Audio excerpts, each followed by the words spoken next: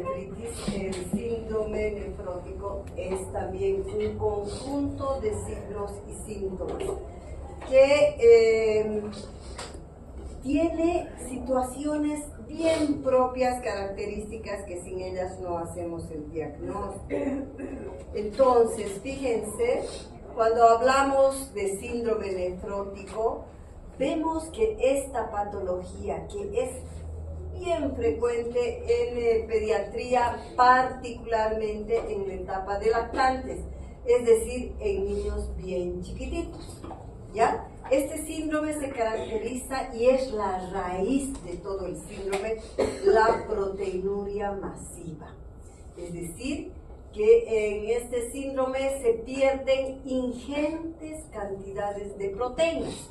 Y del total de proteínas, ¿cuál es la proteína más abundante que tenemos? La albúmina. Por lo tanto, me da como resultado la hipoalbuminemia. Esa es la situación más frecuente. Si ustedes recuerdan que las proteínas a nivel circulatorio me dan la presión coloidosmótica. Por lo tanto, si la presión coloidosmótica estará baja, dará origen al edema. Y otra de las características es la hipercolesterolemia. Repito entonces, para decir síndrome nefrótico necesito proteinuria masiva, hipoalbuminemia, que se traduce en un examen de sangre, edema debido a esta situación, y no se sabe muy bien por qué hipercolesterolemia. Su fisiopatología es simple.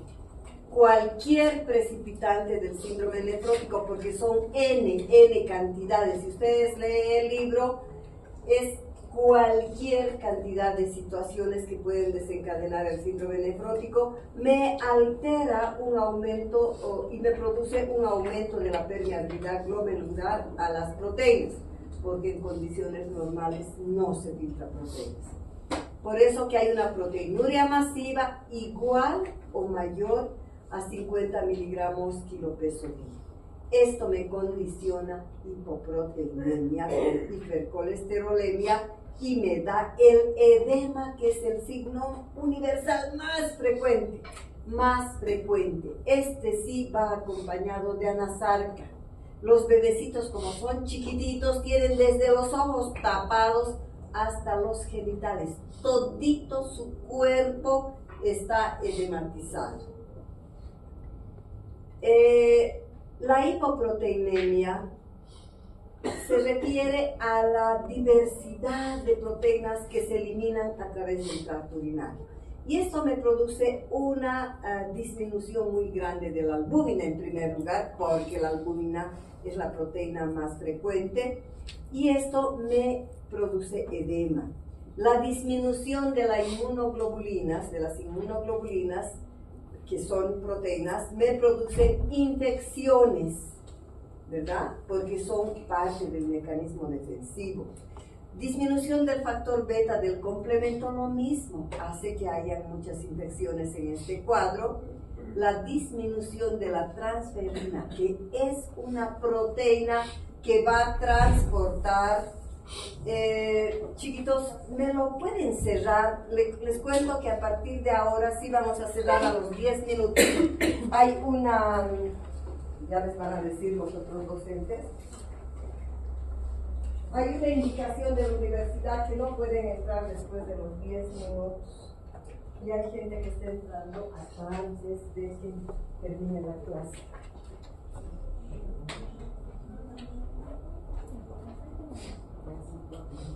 Entonces, decíamos que la transferrina es otra proteína que ayuda a transportar el hierro, y si no hay esta proteína, entonces la cantidad de depósito de hierro será muy bajo y me dará anemia. Hay disminución del factor de crecimiento insulínico, es otra proteína que tiene que ver directamente con una disminución del crecimiento. Disminución de la proteína que transporta la vitamina D.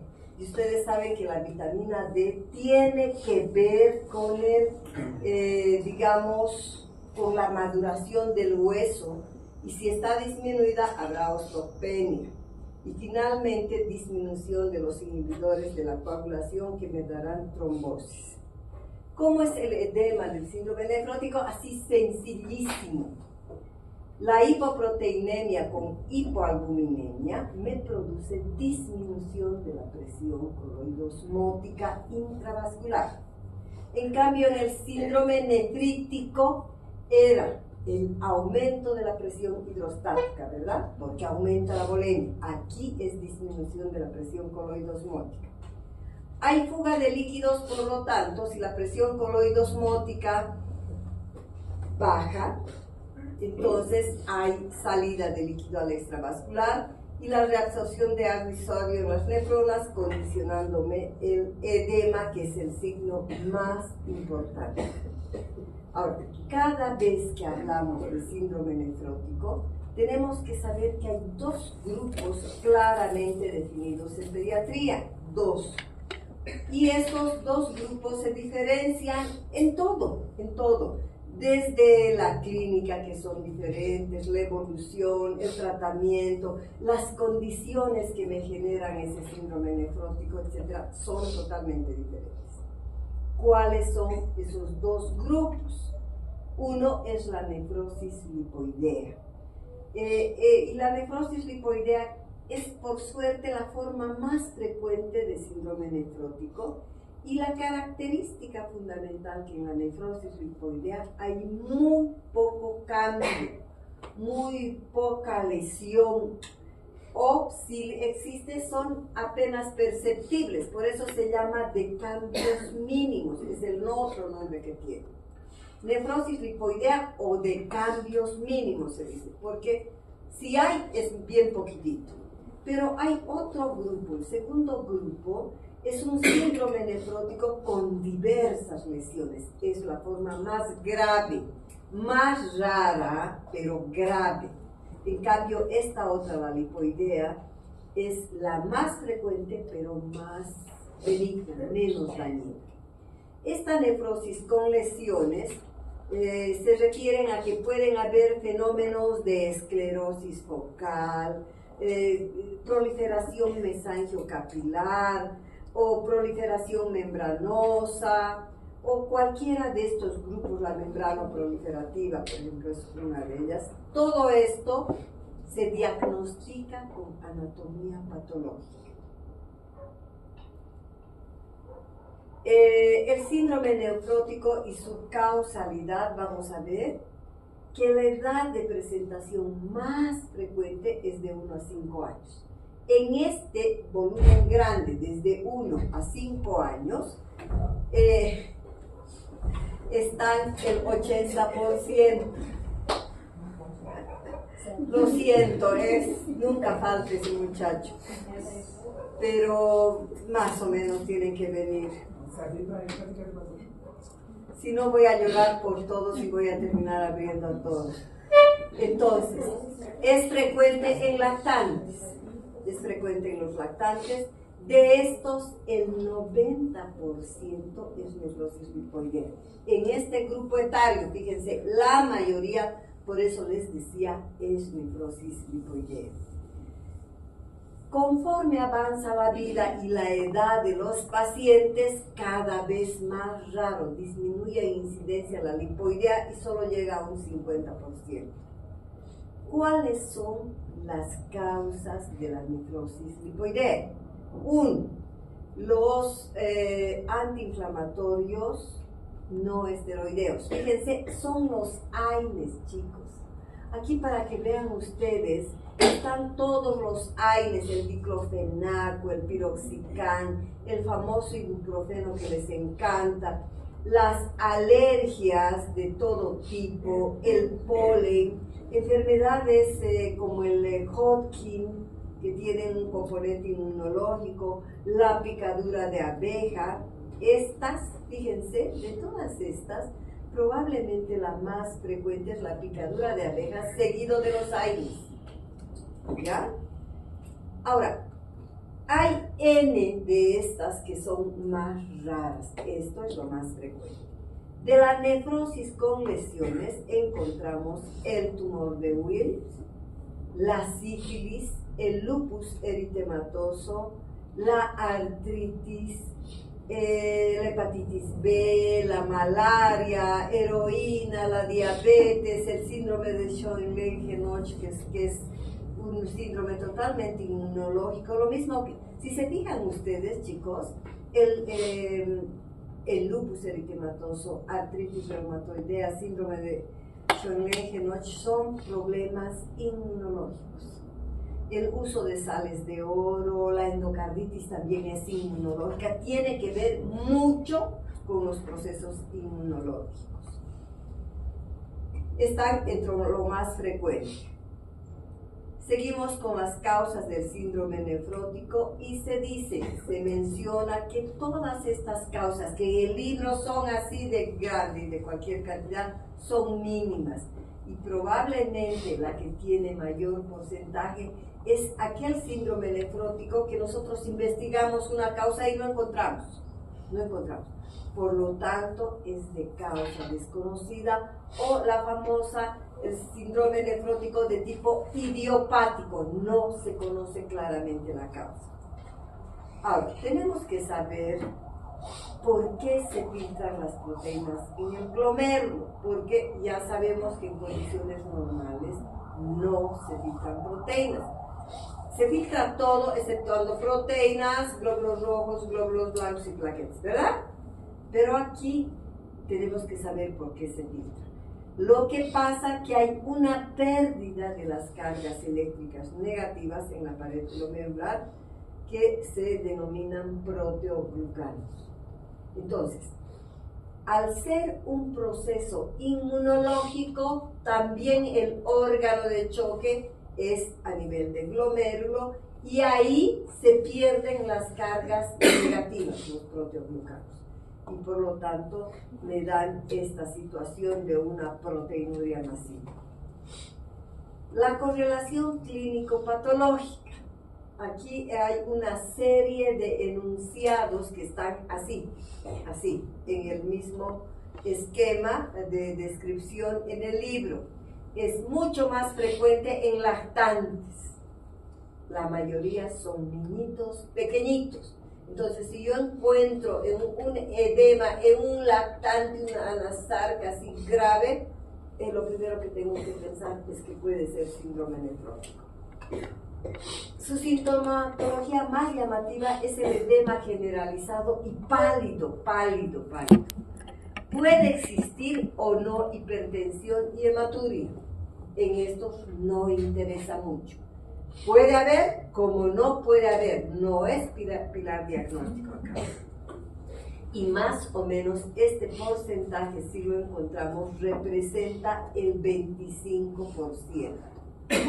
El 93% de la nefrosis lipoidea, es decir, la gran mayoría del tipo más frecuente, responde muy bien al corticoide, que es la droga de elección para el síndrome nefrótico. Es la droga de elección. 20 a menos del 10% de las nefrosis con lesiones, que es la forma rara en niñitos, no responde al corticoide. Y esta es otra cosa importante que dice, si no hay recaída durante 4 años, porque esta es una enfermedad que recae todito el tiempo, desde que se diagnostican van recayendo varias veces al año y varios años, recae. Sí, pero si no hay recaída en 4 años, se considera curado. Y esto es lo menos, queridos. El síndrome nefrótico que tiene hipertensión arterial crónica por mucho tiempo, como 2 a 3 años, ha estado ese riñoncito produciendo una hipertensión, me va a producir daño renal debido a la hipertensión, así como en el grande como en el adulto. La mayoría de los casos de síndrome nefrótico son idiopáticos o de causa desconocida. Si se fijan, son enunciados así referente a la enfermedad. ¿Cuáles son las complicaciones del síndrome nefrótico? Fíjense, si estamos nosotros botando todas las proteínas, estas proteínas importantísimas como las IgGs, las inmunoglobulinas, el factor del complemento, etc., resulta que estos pacientes todito el tiempo están con infecciones una tras de otra. ¿Por qué? Porque se los considera inmunodeprimidos, porque no tienen un mecanismo defensivo adecuado para su edad. Y son chiquititos, la mayoría son así, lactantitos de 1 año, año y medio, 2 años, la mayoría. El otro problema de las complicaciones del síndrome nefrótico es la hipovolemia. Acuérdense, ¿por qué hay hipovolemia? 1, porque la presión coloidosmótica está baja. Y las proteínas, si se acuerdan, son los que atraen a su compartimiento, atraen el líquido, ¿verdad? Y al estar bajo, entonces, esa presión coloidosmótica, no hay mucha cantidad de proteínas, estas proteínas hacen que el líquido se salga del intravascular. Por lo tanto, el intravascular de los pacientes es menor que un paciente normal.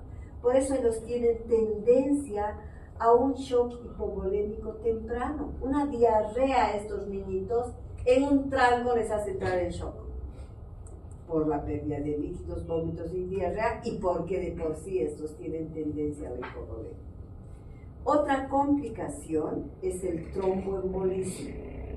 El tromboembolismo por hemoconcentración, aumento de plaquetas, pérdida de factores de coagulación. Otras complicaciones, la insuficiencia renal y la disminución del crecimiento. ¿Por qué disminución del crecimiento? 1, porque está comprometido y hay pérdida de la vitamina D. 2, porque el corticoide, queridos, el corticoide acuérdense que el corticoide es capaz de producir incluso una osteoporosis, hay lesiones en el hueso, y el factor insulínico del crecimiento también está disminuido. Entonces, todas estas situaciones, desde el tratamiento con corticoides, factor de vitamina A, factor de crecimiento, etc., me van a disminuir el crecimiento. Por eso que cuando un niño se ha curado de su síndrome nefrótico, después de 3, 4 años o más, queda bajito, queda más bajo que el resto de los niños de su edad. Esas son las complicaciones, pero particularmente infecciones, hipovolemia, tromboembolismo son entre lo más frecuentes. ¿Cómo es? Estoy volando, queridos, para que vayan temprano a estudiar. ¿Cómo es el tratamiento del síndrome nefrótico? En primer lugar, ¿dónde creen que este paciente estará más seguro? ¿Creen? ¿Dónde? En su casa. Definitivamente este niño está más seguro en su casa. ¿Y por qué no estará protegido en el hospital? Exactamente, por la inmunosupresión y porque en el hospital vamos a encontrar los gérmenes más severos. Vamos a encontrar Pseudomonas multiresistente, estafilococo. Toda clase de gérmenes están en el hospital, ¿ya? Los gérmenes intrahospitalarios. Por eso se dice que se debe internar al paciente el primer episodio y nada más, el primer episodio. Se debe hacer educación familiar con dieta. ¿Para qué es esta primera internación? Con mucha preocupación, para que los padres sepan qué clase de enfermedad es ese niño, que no tiene que exponerse a grupos concentrados, no tiene que ir a la iglesia, no tiene que ir donde hay mucha gente, tiene que estar más libre, no tiene que recibir muchas visitas, nada.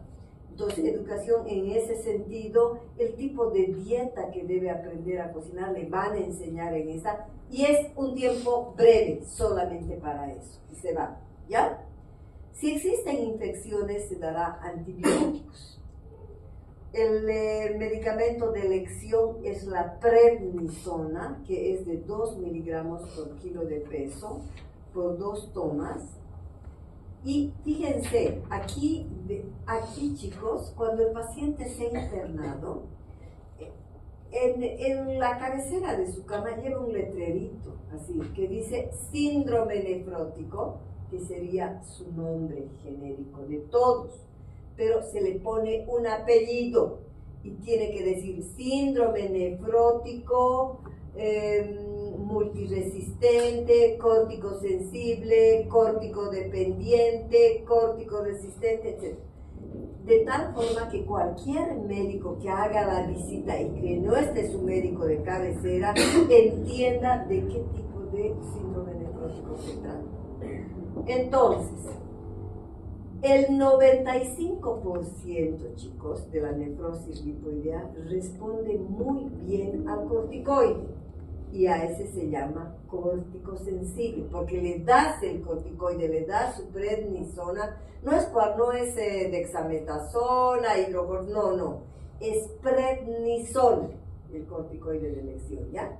Le das su tratamiento y este responde muy bien. A ese grupo que es por suerte el 95% que tiene nefrosis lipoidea y se denomina córtico sensible. Ahora, ¿qué pasa con otro grupo? Es el 95% de la nefrosis lipoidea. ¿Qué pasa con otro grupo? Que le doy la prednisona y ese paciente responde muy bien. ¿Y cómo me doy cuenta que está respondiendo bien? Funde edemas. Deja de botar tanto a proteína por orina. Esos dos parámetros son importantísimos para decir, ¿no? Que se ha fundido edemas y ya no bota tanta proteína. Está normal y yo suspendo el tratamiento. Pero apenas suspendo el tratamiento, a los pocos días vuelve el paciente a presentar proteinuria masiva y vuelve a edematizarse. Entonces vuelve el cuadro. Le doy de nuevo el tratamiento y el paciente mejora. Le suspendo, repite el cuadro. Ese tipo de casos se llama córtico dependiente, que reaparece cuando descontinúo el tratamiento. Y hay otro grupo que tiene resistencia, que tal vez la primera vez respondió muy bien, pero como repite este cuadro tanto, si no hay respuesta ya después de 1 o 2, ya no responde a la prednisona y puedo prolongar el tiempo de edad, no hay respuesta, ese grupo se llama síndrome nefrótico con córtico resistencia. Y en 4 semanas después de hacer la prueba que no responde, ya entro a medicamentos bien pesados, chicos, bien pesados. ¿Ya? Y por ejemplo se utiliza la ciclosporina y hay otros nuevos en la actualidad que están en protocolos de estudio. Seguimos con el tratamiento. La nefrosis con lesiones, es decir, ¿se acuerdan? Esta nefrosis que tiene membrana proliferativa, nefroesclerosis, etcétera, cualquiera de estas, solo el 7 al 20% responden al tratamiento, la mayoría no responden. Por eso es una forma difícil de tratar y con mal pronóstico es esta. Otra premisa que la tengo que tener bien presente es que el 25% de las nefrosis lipoideas o de cambios mínimos que se llama nunca recaerá.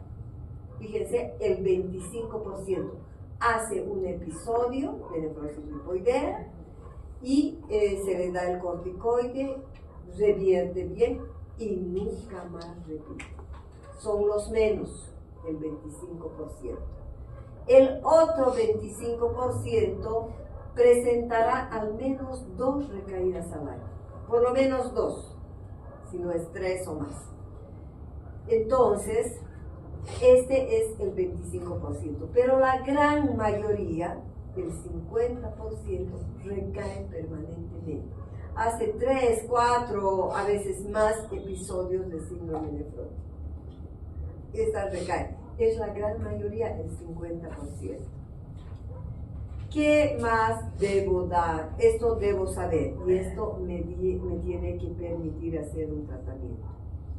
Y hemos dicho que la droga de lesión es la prednisona, ¿verdad? Se debe dar como ayuda una dieta hiposódica porque hay un cierto porcentaje que cursa con hipertensión y que además cuando el riñón está enfermo, que yo le aumente sodio es una carga muy difícil para el riñón. Por eso se da dieta hiposódica y normoproteica. Lo lógico sería que si está perdiendo proteínas, yo le aumente proteínas, ¿verdad? No se da, no se hace eso porque puede ser muy contradictorio más bien eso. Entonces se da una dieta normoproteica y se puede dar albúmina y está contraindicado las vacunas virales por esa inmunodepresión tan acentuada. Acuérdense que en casos de inmunosupresión gravísima está contraindicada las vacunas virales porque estas se pueden volver agresivas, ¿verdad? Y así he hecho a la velocidad de un rayo para que tengan una idea de esto y vayan y lean nomás tranquilitos, ¿ya? Dejen la asistencia, queridos.